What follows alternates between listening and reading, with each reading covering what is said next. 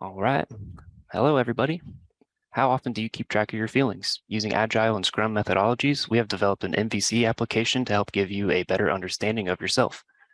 Mood Plus offers several helpful outlets and resources to help you give a better understanding of your mental health and kind of track it.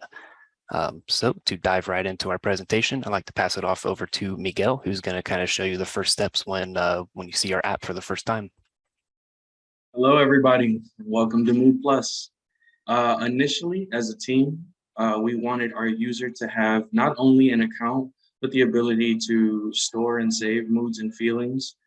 So with that came Entity Framework and a customized .NET Core identity. Upon logging in, a user has the ability to use our light and dark mode feature. Our light and dark mode feature is for users who have low vision accessibility. Another feature that we implemented into our nav bar is the hot streak feature. Clicking on the hot streak feature will take you to create a journal entry. Daily login as well as a daily journal entry will add to your hot streak so that you can set your personal goals. You can visually see just how active you're being with moods and feelings. And with all that being said, I will now pass it off to Dina, who I had the pleasure of working with on the back end when we were doing controllers. Take it away, Dina. Thank you so much, Miguel. One of the key features of our application is the ability to write a journal entry and track your mood.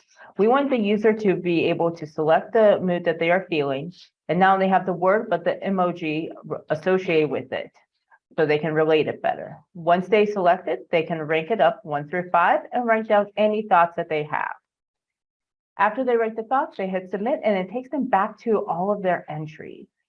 With that, we included pagination so they can see their current journal entries as well as any of the past journal entries that they've had.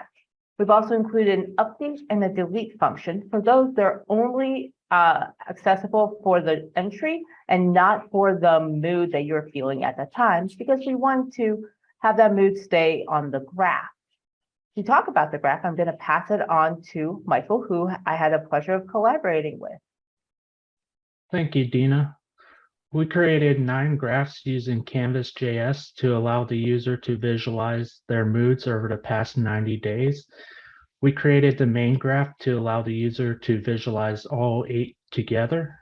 And then we created 8 smaller graphs to allow the user to visualize each individual mood and their ratings on it. Now to talk about the notes, I'm going to pass it off to Xavier, who was our team lead for week 2. Thank you, Michael. In our notes, we are able to create a random quote for the user by clicking create. And when you click create, you're able to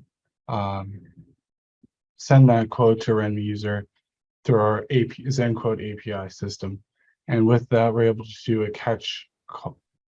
a call fetch method that allows the user to present the information through our web application. And with talking about our resources, I'll give it off to Aiden, which I had the pleasure of working with. Awesome. Thank you, Xavier. So our resources page is more or less just kind of like an external link to more resources, of course. For example, the first image link that you can see on screen now is going to kind of give you a link to another website that is going to give you a list of all available hotlines in the nation. As we move kind of down to the bottom of the resource page, we decided to implement a few different like YouTube videos that are TED Talks.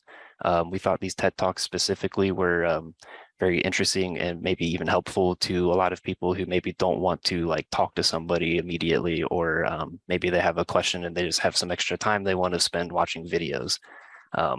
Working on the carousel was my favorite part of the development process for this application. Like Xavier said, we had a great time working together, kind of communicating effectively and getting this thing to look as nice as we could. So with that, we would like to kind of wrap up a little bit. I'm going to pass it over to Thomas, who's going to talk about some things we would like to add in the future. Thank you, Aiden. Yeah, in the future, we would like to add a couple features, adding mobile capability on Android and iOS devices. Also, we would like to add a way to filter through our journal by chronological or mood, so you would be able to see when you posted it. Another feature we would like to add is adding a way to download or share the PDF graph to show a professional for help. And that was pretty much all we had today. So thank you so much for coming